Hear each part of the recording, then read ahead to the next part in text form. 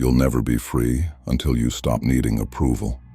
And the terrifying part, most people never realize they're trapped. They just feel it. A quiet unease they can't name. A life that looks fine from the outside, but feels like it belongs to someone else. Think about this morning. You woke up, grabbed your phone before you said a word to yourself, scrolled before you were even fully conscious. Likes, comments, messages.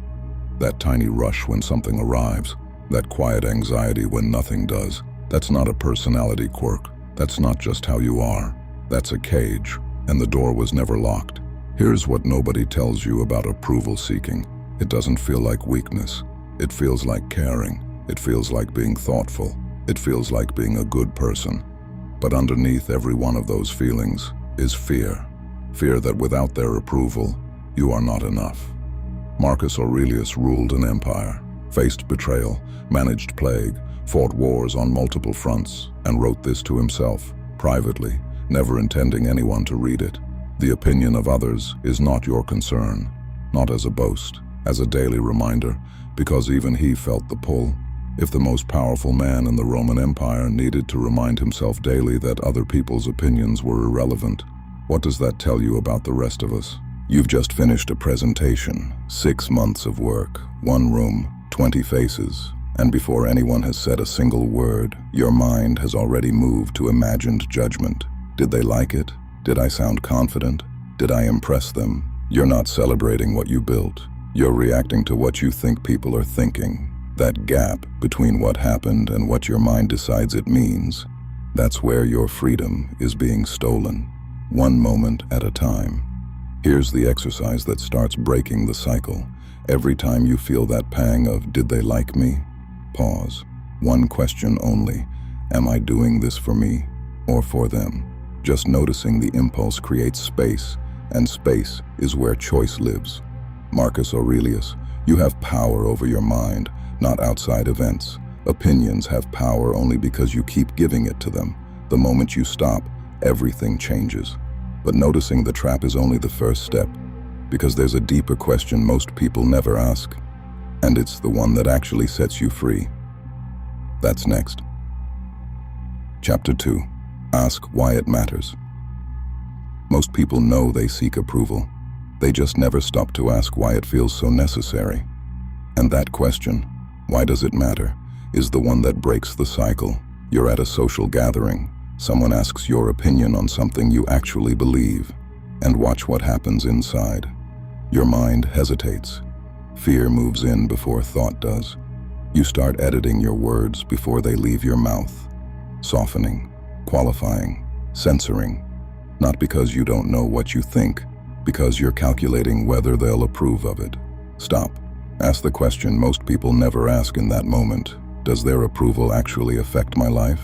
Not your feelings, not your ego, your actual life. Because most of the time, the honest answer is no. A friend criticizes your hobby. A colleague questions your approach. A stranger on the internet disagrees with your opinion. None of it changes what you're capable of. None of it changes your actual circumstances. The only thing that changes is how much mental energy you choose to give it. Marcus Aurelius. If it is not right, do not do it. If it is not true, do not say it. Your values and your integrity are the only currency that matters. Other people's opinions are not legal tender. They never were. Here's the filter that changes your relationship with judgment permanently. Before giving any opinion power over you, ask 3 questions. Will this matter in a week? Will this matter in a month? Will this matter in a year? If no, release it. If yes, act according to your values, not according to the noise. Constructive feedback from someone who knows your work, that matters. A casual comment from someone who doesn't, that doesn't. Context is everything. Most people treat both as equal. That's the mistake. Marcus Aurelius. The happiness of your life depends upon the quality of your thoughts. Every time you ask why it matters, and choose not to give the answer unearned power, you rewire your response to judgment. Stress decreases. Confidence rises. The approval-seeking impulse loses one more degree of control. But knowing why it matters isn't enough on its own, because the real question is, what replaces it? What do you anchor to when you stop anchoring to approval? That's what we cover next, and it's the piece most people completely skip. Chapter 3. Shift focus to your values. Here's what nobody tells you about approval seeking. You can't just stop doing it. You have to replace it with something stronger, and that something is your values. Not vague ideas about being a good person. Specific, named, non-negotiable principles that guide every decision, independently of what anyone else thinks. Most people have never done this. They've drifted through life reacting to social expectations, fleeting praise, and imagined judgment without ever stopping to ask, what do I actually stand for? Marcus Aurelius. Waste no more time arguing about what a good man should be. Be one. Not be one according to others' expectations. Be one according to yours. Here's how this plays out in a moment most people will recognize. You're at a social event. You've been there 40 minutes. You've said the right things, laughed at the right moments, agreed when you didn't mean it. And somewhere around the 45-minute mark, you realize you have no idea who you've been for the last 3/4 of an hour. You've been performing, carefully, skillfully, automatically. And the worst part? Nobody asked you to. That performance, that careful calibration of everything you say and do based on how it will land, that is approval seeking in its most sophisticated form. It doesn't feel like fear. It feels like social awareness, but underneath, it is the same thing. Now imagine the same event, same room, same people. But this time, you walk in anchored in something they can't move. Your values. You speak honestly, not harshly, but honestly. You maintain your boundaries, not defensively, but quietly. You are yourself, without apology and without performance. Some people will like it, some won't. And here's the thing that approval seeking has been hiding from you. It doesn't matter, because you went home as yourself, not as a performance that earned their approval, as a person who didn't need it. That discomfort you feel at the thought of doing that, that's not a warning sign. That's the signal that you're about to do something real. Marcus Aurelius. If it is not right, do not do it. If it is not true, do not say it. Aligning action with truth, not social expectation, builds the kind of confidence that doesn't collapse when someone disagrees with you. But values are only as powerful as the actions they produce, and acting in alignment with yourself, especially under social pressure, is a skill most people have never been taught. That's exactly what comes next. Chapter 4. Act aligned with self, not others. Awareness isn't freedom, action is. And here's the uncomfortable truth about acting in alignment with your values. It will cost you something. Not always, not dramatically, but sometimes it will cost you approval in the moment, and you have to be willing to pay that price. 6 months of work, 1 meeting, 1 sentence from a manager asking you to compromise something you know is wrong, colleagues nodding along, eyes on you. That moment, right there, is where most people's values stop being values and start being preferences, things they believe in, until believing gets expensive. The Stoic response is different, not loud, not confrontational, grounded.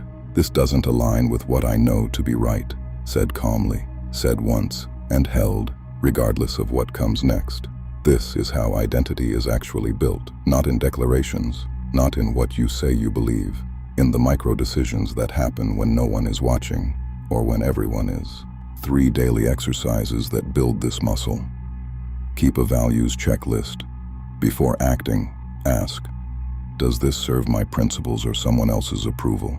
Journal nightly. Note every moment you acted in alignment. Celebrate the consistency, not the outcome. Exposure practice. Deliberately place yourself in situations where judgment is likely, and act from your truth anyway. Negative comments appear on something you've created and shared. The instinct is to delete, defend, explain. Pause instead. You cannot control the comment. You can control your response. Post and respond from your values, or say nothing. Both are power, when chosen deliberately. Marcus Aurelius. You have power over your mind, not outside events. Every moment you act from this understanding, you reinforce your independence, not eventually, in that moment. But knowing what to do in theory is one thing. Knowing how to hold yourself together when the pressure is real, in the actual room, in the actual conversation, that's a completely different skill, and it's where most people's philosophy collapses. Next, we take these principles into the hardest real-world moments you face. Chapter 5. Real-life application scenarios. Philosophy is easy in a quiet room. The test is everywhere else. This is where principles become performance, where theory meets the moment that actually costs you something. Scenario 1. 6 months of work. One presentation, one colleague who you respect, who undermines you publicly before you've finished your first sentence. Your brain fires immediately. Am I incompetent? Do they all think that? Is this over? That's not reality. That's your approval-seeking brain running its favorite catastrophe loop. The Stoic response: pause, one breath, return to the work. Your worth is not determined by one person's public opinion in one meeting. Present what you built, with confidence in the quality of the work, not in how it's received. Because here's what actually happens when you do that. The room adjusts to your energy. You don't adjust to the room. That is authority. Scenario 2. You post something that matters to you. A thought, a piece of work, a perspective you've held privately for years and finally shared. 100 people scroll past. 3 leave comments designed to make you feel small. Most people delete the post within an hour. The Stoic response: why does this affect my sense of self? Marcus Aurelius: you have power over your mind, not outside events. You posted because it was true, not because you needed it validated. The 3 comments are outside your control. Your judgment of yourself, that's yours. Scenario 3. Family. The people who know exactly which buttons to press because they installed them. A conversation about your choices, your career, your relationships, your life. Expectations dressed as concern. The Stoic response isn't defensiveness. It isn't explanation. It's a calm, grounded, this is the direction I've chosen. I respect that you see it differently. And then, nothing more. No justification, no argument. Just the quiet confidence of someone who doesn't need permission. Keep a values in action journal. Each day, one moment you acted for yourself, one moment you acted for approval. Track the difference in how each one felt. That emotional data rewires behavior faster than any philosophy lecture. But application in individual moments is only the beginning. The real question is, how do you make this automatic? How do you stop having to consciously choose freedom every time and start living it by default? That's what comes next, and it's where everything compounds. Chapter 6. Habits and Advanced Strategies. Here's the truth about mental freedom that most people never accept. It doesn't arrive, it's built. Not in one moment of insight, not in one powerful video, not even in one difficult decision made correctly. In thousands of ordinary moments that feel too small to matter. The morning you check your values before you check your phone. The meeting where you pause before you defend yourself. The evening you sit quietly and ask, honestly, where you gave your power away today. Those moments feel insignificant. They are everything. Because here's what most people never understand about freedom. You don't rise to the level of your philosophy. You fall to the level of your habits. The person who reads every book on Stoicism but never changes their morning routine stays trapped. The person who asks one question every morning before touching their phone: what matters most today, and where will I feel pressure to seek approval? And answers it honestly. That person is building something real. 60 seconds, every morning, before the world gets access. That single habit, practiced without exception, changes the entire trajectory of the day. And in the evening, before sleep takes the day away, 3 questions that most people never ask themselves. Where did I act from my values today? Where did I seek approval instead? What will I do differently tomorrow? Not to punish yourself, to learn from yourself, because reflection doesn't just feel good, it converts experience into skill. Every night you do this, you get slightly better at being yourself. But there's a third practice, the one most people skip entirely, because it's the most uncomfortable: voluntary exposure. deliberately placing yourself in situations where judgment is likely, and acting from your truth anyway. Not waiting until you feel ready, not easing in gradually, presenting the idea that might be rejected, sharing the story that makes you feel vulnerable, asserting the boundary with the person who always pushes back. Each time you do this and survive, your nervous system learns something it cannot learn any other way. I can handle this, not as a thought, as a lived experience. And lived experience is the only thing that actually rewires fear. Now, the layer beneath the habits, because habits build the foundation. But what separates the people who maintain mental freedom under real pressure from those who collapse the moment it costs them something is detachment from outcome. The Stoic doesn't detach from caring. They detach from needing a specific result. Your idea might be rejected. Your honesty might cost you something. Your authenticity might make certain people uncomfortable. Do it anyway. Do the work. Act from your values. Release what follows. Treat external opinions like weather. Notice them passing. Don't let them set the temperature inside. Marcus Aurelius, you have power over your mind, not outside events. Every time you remember this, approval-seeking loses one more degree of its grip. Not through force, through repetition, through the quiet daily practice of choosing yourself. In moments so small nobody else will ever notice, but you will. And over time, that's the only opinion that matters. There's one final piece, and it's the one nobody talks about. When you stop needing approval, something unexpected happens to the people around you. Something that changes every room you walk into. That's what Chapter 7 is about. And once you see it, you'll understand why Stoic presence is the most powerful social force available to you. Chapter 7. Social power and Stoic presence. Here's something nobody tells you about mental freedom. When you stop needing approval, you become magnetic to the people who matter. Calm is contagious. Composure is contagious. The person who doesn't need the room's validation becomes the person the room looks to. Think about the calmest person you know, not the loudest, not the most impressive, the calmest. Notice how people trust them. Notice how conflict softens around them. Notice how they never seem to need to convince anyone of anything, and yet somehow, they're the most persuasive person in the room.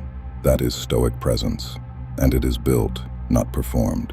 Heated team meeting, voices overlapping, frustration building, nobody listening.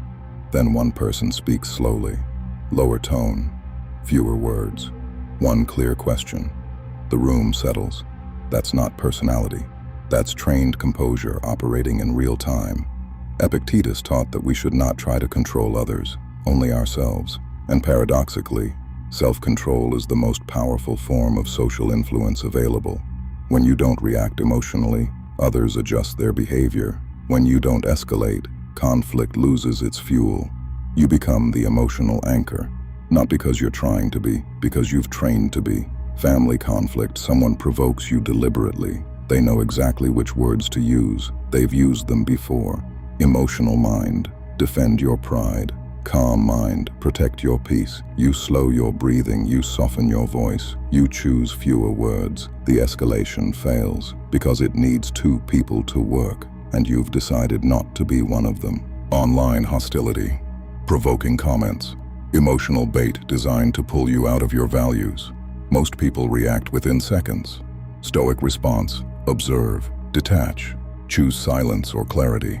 Non-reaction removes oxygen from outrage. You protect your reputation, you conserve your energy, you maintain your dignity. Epictetus on example over argument, live the principle, demonstrate the response, influence without forcing. Calm people rarely need to convince anyone of anything. Their presence persuades. Everything we've covered, the awareness, the values, the habits, the presence, it all leads to one final destination.